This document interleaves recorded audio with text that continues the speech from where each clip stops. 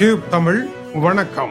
ரஷ்ய அதிபர் புட்டினுடன் இனி பேசுவதில் பயனில்லை என்று அமெரிக்கா பின்வாங்கியது. இதனால் அந்த பணியை ஐரோப்பா முன்னெடுக்க வேண்டிய சூழல் வந்திருக்கின்றது. ஐரோப்பிய ஒன்றியத்தினுடைய வெளியுறவுத்துறை அமைச்சர்களினுடைய முக்கிய மாநாடு நடைபெற இருக்கின்றது. அதில் ஐரோப்பாவினுடைய புதிய சமாதானத்திற்கான ராஜதந்திரி தேர்வு செய்யப்பட இருக்கின்றார். முன்னாள் ஜெர்மனியினுடைய சான்சலர் ஏஞ்சலா மேர்க்கலுக்கு முக்கிய வாய்ப்புகள் இருப்பதாக தெரிவிக்கப்படுகின்றது. புட்டினுடன் பேசுவதற்கு யாரை தெரிவு செய்திருக்கின்றார்கள்? ஐரோப்பிய ஒன்றியத்தினுடைய பிரதிநிதியை தேர்வு செய்யும் இந்த நிகழ்வு பிராந்திய அளவில் ஒரு முக்கியமான மூலோபாய நகர்வு என்று தெரிவிக்கப்படுகின்றது. அமெரிக்காவினுடைய ஈரான் போர் காரணமாக ஐரோப்பா உக்ரைன் பேச்சுக்கள் முற்றாக முடங்கி இருக்கின்ற நிலையில் ஐரோப்பா இதில் புது வீச்சுடன் இறங்க இருக்கின்றது.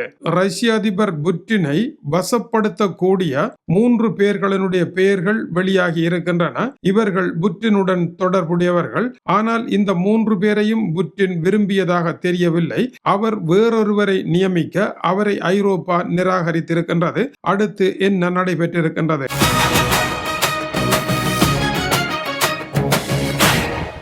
அடுத்த வாரம் சைப்ரஸில் ஐரோப்பிய ஒன்றியத்தினுடைய வெளியுறவுத்துறை அமைச்சர்களினுடைய மாநாடு நடைபெற இருக்கின்றது. இந்த மாநாட்டில் யார் அடுத்த கட்டமாக ஐரோப்பிய ஒன்றியத்தினுடைய சமாதானத்திற்கான ராஜதந்திர பிரதிநிதி என்பதை தேர்வு செய்வதற்கான விவாதம் ஆரம்பிக்க இருக்கின்றது. இதில் முதலாவதாக ஜெர்மனியினுடைய சான்சலராக 16 வருட காலம் இருந்து ரஷ்ய மொழியை சரளமாக பேசக்கூடிய ஏஞ்சலா மேர்க்கலினுடைய பெயர் முதலாவது இடத்தில் இருக்கின்றது. 16 வருடங்கள் இரும்பு பெண்மணியாக இருந்தார் என்ற பாராட்டு பெற்றவர் இவராகும். இவருக்கு வயது இப்பொழுது 71. இவர் தன்னுடைய வரலாற்றில் உக்ரைன் ரஷ்ய போர்க்களத்தில் மின்ஸ்க் ஒப்பந்தம் என்கின்ற ஓர் ஒப்பந்தத்தை ஏற்படுத்தி கிரிமியா கூட கைப்பற்றப்பட்ட பொழுது நடைபெற்ற போரில் சமாதானத்தை ஏற்படுத்தி தற்காலிக யுத்த நிறுத்தத்தை கொண்டு வந்த ஒருவராக இருப்பதனால் ரஷ்ய விவகாரத்தில் இவருக்கு நிறைந்த அனுபவங்கள் இருப்பதாக கருதப்படுகின்றது. இரண்டாவது இடத்தில் மரியோ டிராகி 78 வயது. இவர் இத்தாலியினுடைய முன்னாள் பிரதமராக இருந்தவர்.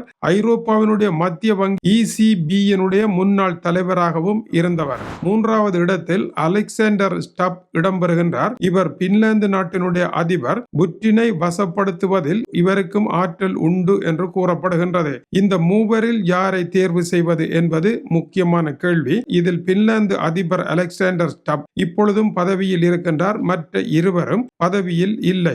அமெரிக்காவினுடைய கருத்து, தாம் புட்டினுடன் பேச எடுத்த எல்லா முயற்சிகளும் தோல்வியடைந்து விட்டது. இனிமேல் அவருடன் பேசுவதில் எந்த பயனும் இல்லை.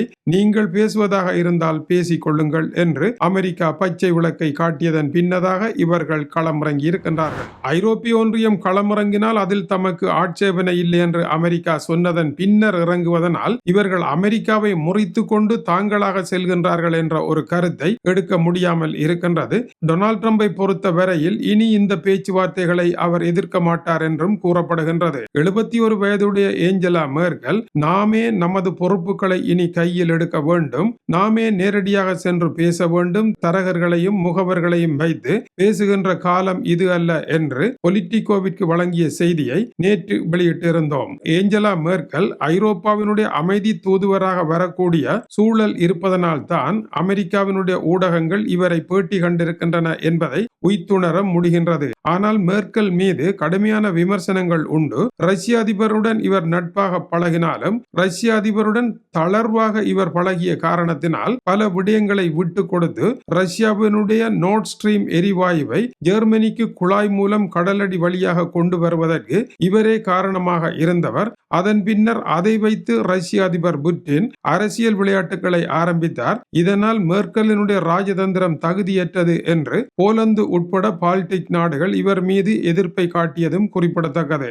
ஆனால் ரஷ்ய அதிபர் தன்னுடன் நன்றாகத்தான் பேசினார், விசுவாசமாகத்தான் இருந்தார். ஆனால் திடீரென்று இப்படி முதுகில் குத்துவார் என்று நான் நினைக்கவில்லை என்று மேர்க்கல் கூறியிருந்தார். ஆனால் ஒரு தடவை ரஷ்ய அதிபர் காலை வாரிய அனுபவம் இருப்பதனால் மேர்க்கல் இந்த விடயத்தில் நிதானமாக நடப்பதற்கு அவருக்கு ஒரு பழைய அனுபவம் இருப்பதையும் மறுப்பதற்கு இல்லை. ஆனால் ரஷ்ய அதிபரை பொறுத்த வரையில் தன்னை கூடாதவர் என்றும் தன்னை ஒரு போர்க்குற்றவாளி என்றும் தன்னுடைய போர் தவறானது என்றும் ஐரோப்பிய ஊடகங்களில் யாரெல்லாம் பேசினார்களோ அவர்கள் பிரதிநிதிகளாக வரவே கூடாது என்று கூறுகின்றார். தன்னோடு சேர்ந்து நோர்ட் ஸ்ட்ரீமை உருவாக்கிய ஹெர்ஹர்ட் ஸ்ட்ரோடர். ஜெர்மனியினுடைய முன்னாள் சான்சலர் ஏஞ்சலா மெர்க்கலுடன் தேர்தலில் தோல்வியடைந்தவர். இவர் ரஷ்ய அதிபரனுடைய நண்பர், ரஷ்யாவில் பணியாற்றியவர். இவரை நியமியுங்கள் என்று புட்டின் அனுப்பியிருந்தார். அவரை நியமிக்க முடியாதென்று ஐரோப்பிய ஒன்றியம், உக்ரைன் என்பன முற்றாக நிராகரித்து விட்டன. இவர் ரஷ்ய அதிபரனுடைய நண்பர் என்று அவர்கள் ஏற்றுக்கொள்ளவில்லை. ஆனால் ஏஞ்சலா மெர்க்கல்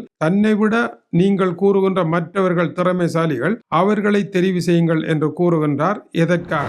ரஷ்ய அதிபரை பற்றி மெர்க்கலுக்கு தெரியும். தற்போது கையில் அதிகாரம் இல்லாத நிலையில் ஒரு போசகர் போல சமாதான தூதுவர் என்று எதுவும் இல்லாமல் போகின்ற பொழுது புட்டின் அவர்களை கணக்கே எடுக்க மாட்டார், ஒரு பொருட்டாக மதிக்கவும் மாட்டார். எனவே அவரிடம் பேசப் போவதில் பயனில்லை என்ற ஒரு கருத்து மெர்க்கலுக்கு இருக்கின்றது. பின்லாந்து நாட்டினுடைய அதிபரை அனுப்பினால் அவர் இப்பொழுது அதிகாரத்தில் இருப்பதனால் புட்டின் அவருடன் உட்கார்ந்து பேசுவதற்கான வாய்ப்பு இருக்கும் என்றும் கூறுகின்றார். ஆனால் புட்டினை பொறுத்த வரையில் அதிகாரம் இல்லாதவர்களுடன் பேசி காலத்தை விரயம் செய்ய அவர் ஒரு காலமும் விரும்ப மாட்டார் என்பதும் அவர்களை நிராகரிப்பார் என்பதும் கவனிக்கத்தக்கது.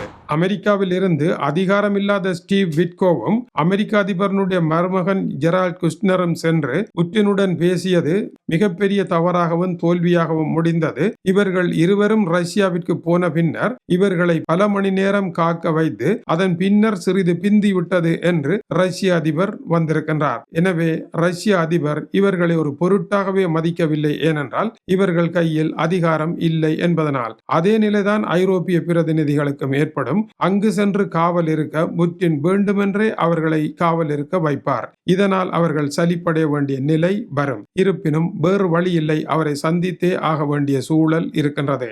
இது டியூப் தமிழினுடைய உலக செய்திகளுக்காக டென்மார்க்கில் இருந்து கீசே துறை. வணக்கம் உறவுகளே.